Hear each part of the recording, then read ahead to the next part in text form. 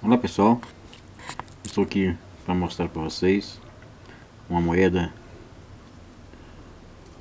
de R$100, né?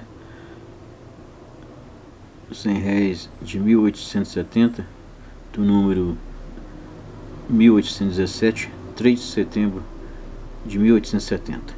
Essa moeda até que não está muito baratinha não, mas não está muito cara também não. É uma moedinha de R$100, né? Essa aqui de 1870. Ela é do Império, né? E é uma moeda bonita. Só que pelo devido tempo ela está um pouco castigada. Mas é uma moeda bonita.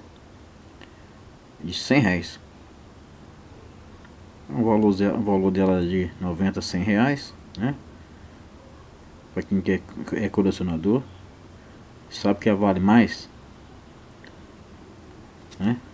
Tá aí uma moeda de R$100 de 1870,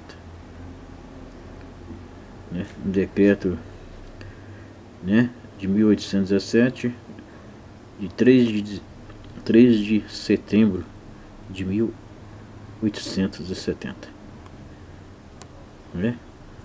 É uma moedinha bonita, né? Quem gosta de colecionar, tá aí uma moedinha de R$100. Obrigado, pessoal.